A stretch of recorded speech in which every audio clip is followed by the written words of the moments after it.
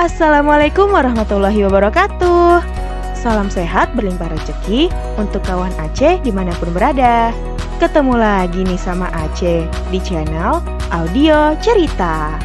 Untuk menjawab rasa penasaran kawan Aceh di episode sebelumnya, gak usah lama-lama lagi. Mari kita langsung masuk ke ceritanya.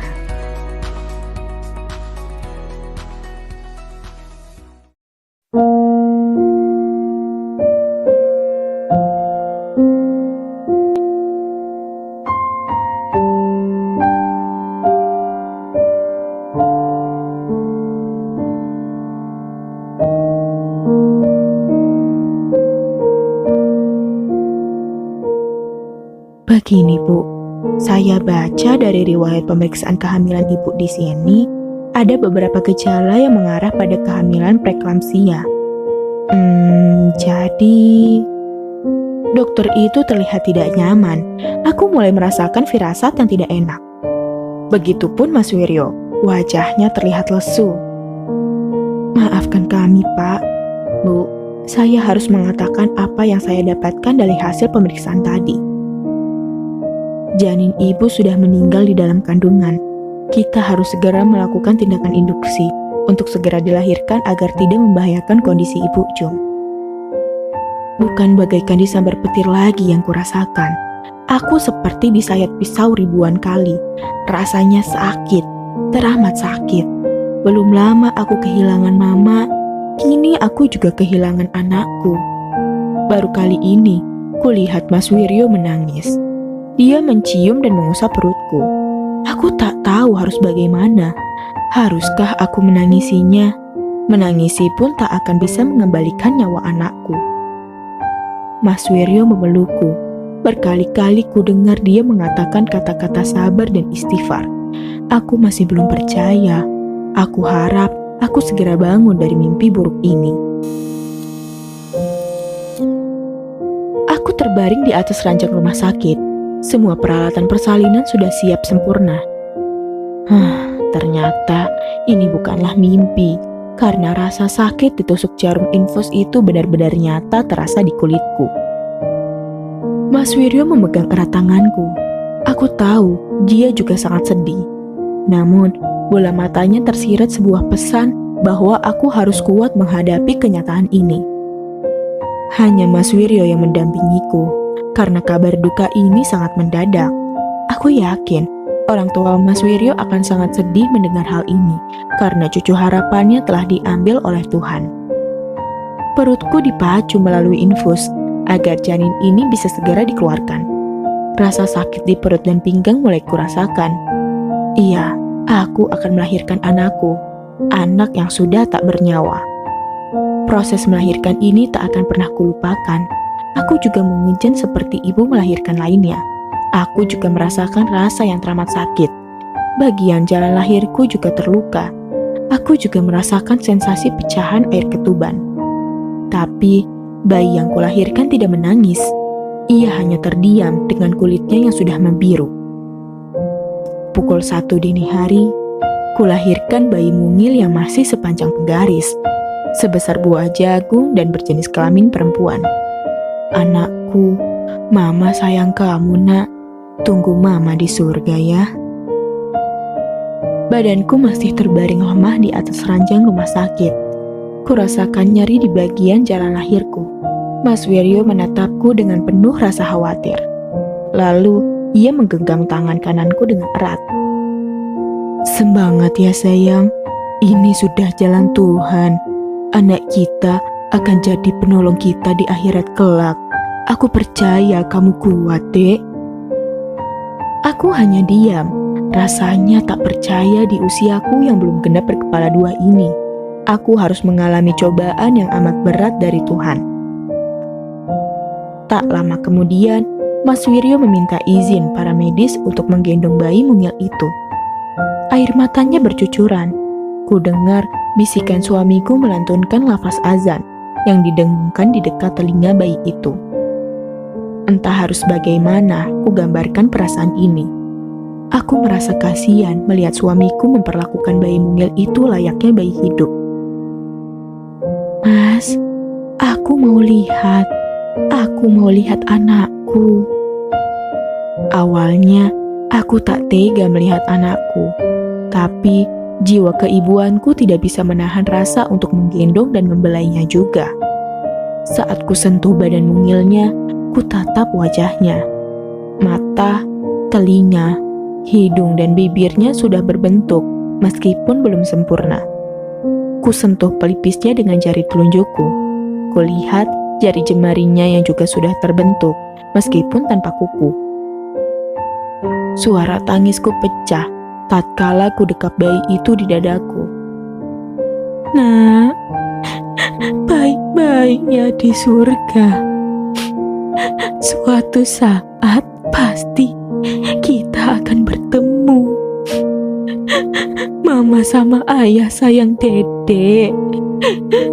Terima kasih sudah pernah hadir di hidup Mama. Mas Wiryo memelukku dengan erat.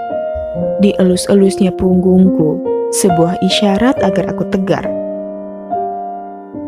Siti Aisyah binti Wiryo Raharjo, nama yang tertulis di nisan itu. Aisyah kini sudah menjadi milik Tuhan. Ia pasti adalah bayi cantik yang diasuh para bidadari surga. Jenazah Aisyah dimakamkan di pemakaman dekat rumah kami. Keluarga Mas Wiryo juga hadir di pemakaman. Mereka sangat terpukul atas kematian cucunya. Iya, karena Aisyah adalah cucu pertama bagi mereka. Pasca kematian Aisyah, aku memang tidak banyak berkata. Mulutku malas untuk berbicara. Hanya kedua mataku saja yang tidak ada lelahnya menghasilkan air mata. Bahkan saat banyak tetangga yang menjenguk, aku lebih memilih bersembunyi di kamar. Karena aku tahu banyak dari mereka yang menyalahkanku. Kondisiku saat ini sangat tidak stabil. Aku bahkan tak bisa tidur, memikirkan nasib malangku. Hingga akhirnya kami berunding dengan orang tua Mas Wiryo. Wiryo, Jum, Bapak sangat paham kalian sedang berduka.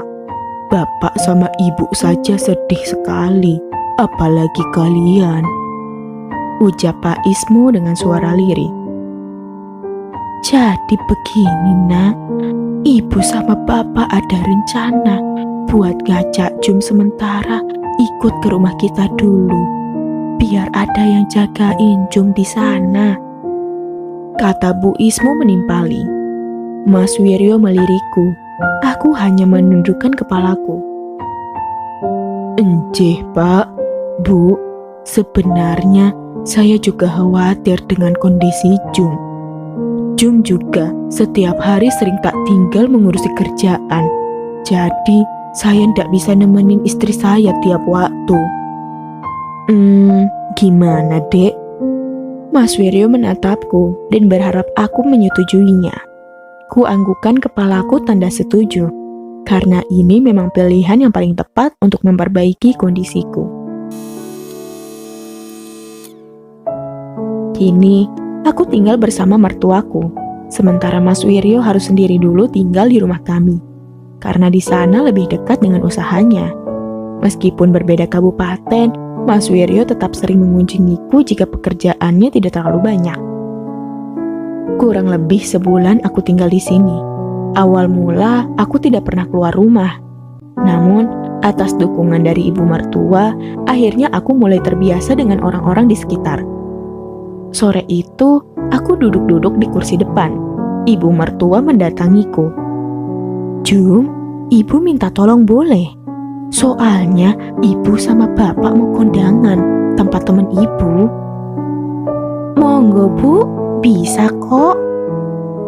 Nah, tadi Bu Mina bilang mau pesan daging giling. Minta diantar siang ini pas ibu ke acara kondangan. Mau diantar sekarang, orangnya masih pergi. Bisa minta tolong diantarkan ke sana, Jum. Rumahnya yang warna kuning itu toh bu? Bener, Nduk. Sip, ibu tak siap-siap dulu yo kalau gitu. Siang harinya, ku antarkan 3 kilo daging giling ke rumah Bu Mina. Beliau adalah pedagang bakso di komplek ini. Untuk daging giling, dia memesan dari mertuaku. Saat aku ke sana, beliau sudah bersiap membuka dagangannya. Ayu loh. Kalau ndak salah menantunya Pak Ismo yo. Iya Bu, saya Jumiati, istri Mas Wiryo. Saya kesini mau antar pesanan ibu. Oh, iyo, makasih yo. Uangnya sudah saya kasih tadi pagi ke Bu Ismo. Ngomong-ngomong, kok belum gendut sih itu perut? Kata mertua sampean udah hamil toh yo? Aku kaget dengan pertanyaan spontan Bu Mina. Tapi aku anggap wajar, karena mungkin beliau belum tahu kejadian yang menimpaku. Oh alah, bayi saya keguguran Bu, sebulan yang lalu. Astagfirullah, kok bisa sih? Makanya kalau makan Bu ya dijaga, jangan asal-asalan. Pasti sampean makan yang panas-panas yo. Wong hamil wayahe ndak boleh makan aneh-aneh. Aku tersinggung dengan perkataannya. Mungkin hanya perasaanku saja yang terlalu terbawa perasaan. Sebaiknya aku segera pulang. Ya sudah Bu, saya pulang dulu. Permisi. Oh iya, makasih. Bu ya sering-sering main ke tempat tetangga gitu loh Nduk. Mosok angkrem terus di rumah, kayak ndak punya kehidupan aja. Ku balas perkataan beliau dengan senyuman. Padahal leherku sesak. Rasanya menyesal sudah bertemu dengan orang ini. Sekitar pukul 10 malam, suara mobil mertuaku memasuki halaman rumah. Segera ku buka pintu depan. Kulihat tak hanya mertuaku yang datang, tapi di sana ada 2 orang lagi yang turun dari mobil. Oh, ternyata Wanto dan Nur. Wanto adalah adik kandung suamiku, sedangkan Nur adalah istrinya. Meskipun Wanto adalah adik Mas Wiryo, namun ia 1 tahun lebih dulu menikah. Memang, sebulan sekali saat akhir pekan, mereka sering menginap di rumah mertua. Malum saja, Wanto adalah seorang PNS, sehingga waktu liburnya saat akhir pekan saja. Nur berumur lebih tua 3 tahun dariku. Badannya kurus mungil, wajahnya biasa saja, namun ada sisi imutnya. Aku pernah mendengar cerita dari salah satu saudara suamiku. Nur saat masih gadis sebenarnya awalnya mengincar suamiku. Ia adalah anak pedagang sembako di pasar. Ayahnya mengenal baik Mas Wiryo, karena Mas Wiryo lah yang memasuk telur ke sana. Ayah Nur bahkan secara terang-terangan berniat menjodohkan Mas Wiryo dengan Nur. Tapi Mas Wiryo menolaknya dengan alasan dia belum siap menikah karena ingin fokus dengan usahanya dulu. Entah bagaimana ceritanya, Nur malah berjodoh dengan Wanto. Begitulah, namanya jodoh hanya Tuhanlah yang tahu. Loh, ada Mbak Jumto. Wanto menyapaku. Iya Mas, udah sebulan aku di sini. Sehat saja toh? Sehat Mbak, alhamdulillah. Nur, sini oh, ada Mbak Jum ini loh. Nur berjalan ke arah kami sembari membawa tasnya. Entah kenapa, dari awal aku menikah, dia tak begitu ramah padaku. Wajahnya selalu terlihat ketus. Padahal, kulihat dia ramah-ramah saja ketika bertemu dengan lainnya. Mungkin ini hanya perasaanku saja. Mbak Nur, sehat toh Mbak? Tanyaku sembari tersenyum. Meskipun Nur bisa dibilang adik iparku, aku tetap memanggilnya dengan sebutan Mbak, karena umurku yang lebih muda darinya. Baik kok, jawabnya ketus. Mas, aku capek, aku masuk duluan ya. Ujar Nur kepada suaminya setelah menjutekiku. Dia berjalan cepat dan masuk ke dalam kamarnya.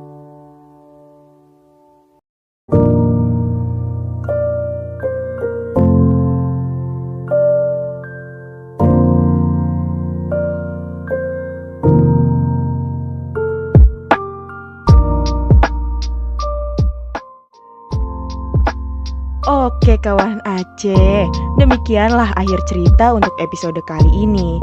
Gimana nih menurut kawan Aceh? Bagian mana yang ceritanya seru untuk kita bahas bersama? Yuk tinggalin keseruannya di kolom komentar ya. Buat yang masih penasaran sama kelanjutan ceritanya, kasih jempolnya dulu dong, biar Aceh makin cepat update-nya lagi. Salam sehat berlimpah rezeki untuk kawan Aceh semuanya ya. Sampai ketemu di episode berikutnya. Bye-bye!